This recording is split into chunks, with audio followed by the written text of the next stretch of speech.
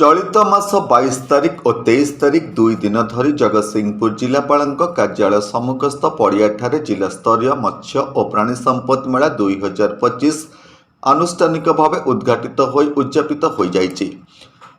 जगतसिंहपुर अतिरिक्त जिलापाल ज्योतिशंकर राय अध्यक्षतार आयोजित उद्घाटन उत्सव में मुख्य अतिथि भाव जगतसिंहपुर सांसद विभु प्रसाद तराई जोगदे विभिन्न चाषी मानक स्वावलंबी करने सरकार मुख्यमंत्री कृषि उद्योग योजना, कामधेनु योजना, गोशाला प्रतिष्ठा, प्राणी समृद्धि योजना, मुख्यमंत्री मत्स्यजीवी योजना प्रमुख कार्यकारी हेउछि जिले में तार सफल रूपायन पर प्रचेषा करने को परामर्श देइथिले।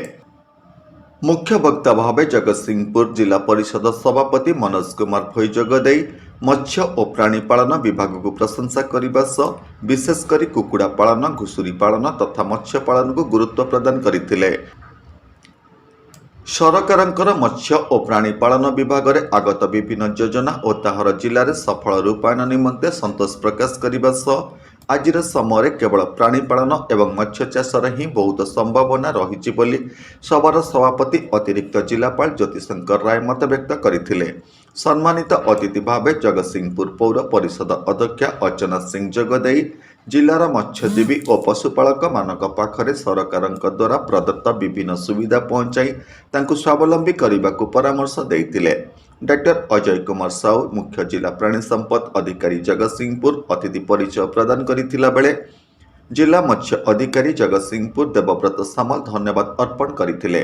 नमस्कार, मु गार्गी आपण मन को स्वागत करछि। होली टीवी ऑडियो साथ जोड़ी हेबा पई आपण माने लाइक, शेयर, सब्सक्राइब करन।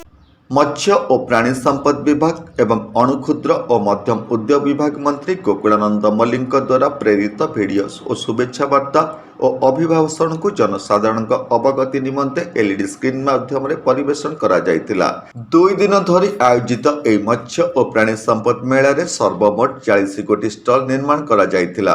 तन्मध्यरु 4 गोटी प्राणी संपद विभाग द्वारा विभिन्न प्रकार जंत्रपाति और विभिन्न प्रकार जीवंत गाई, महिषी, कुकुड़ा और सेक्स सटेड सिनेमर उपकारिता संपर्क में प्राणी संपद स्टल प्रदर्शन करा जायतिला बेले मत्स्य विभाग 5टी स्टल गुड़िक विभाग विभिन्न कार्यकलाप यथा जैव कुंड माध्यम, माछ चाष, ग्रो आउट टैंक, विभिन्न प्रकार जंत्रपाति प्रदर्शनी व्यवहृत होइछि एवं विभिन्न विभाग द्वारा संपृक्त विभाग योजना और कार्यकलाप संबंधित प्रदर्शनी स्टल खोला जाइथिला। एई अवसर में सभापति और अतिथि मानक द्वारा सफल चाषी मानक सम्मानित करा जाइथिला। तन्मध्यरु 5 जन चाषी को यूनिफाइड पेमेंट लेवर सिस्टम जरिया चाषी बैंक खाता को सीधा सड़क सहायता अर्थराशि प्रदान करा जाइथिला बेले 3 जन चाषी को चेक जरिया सरकारी सहायता राशि और 5 जन चाषी को गो हेड लेटर प्रदान करा जाइथिला। ए मेला आयोजन और अनुष्ठित करने उभय मुख्य जिला प्राणी संपद कार्यालय और जिला मत्स्य कार्यालय अधिकारी और कर्मचारी माने पूर्ण सहयोग करथिले। जगतसिंहपुर अक्षय कुमार दास का रिपोर्ट, होली टीवी ओडिया।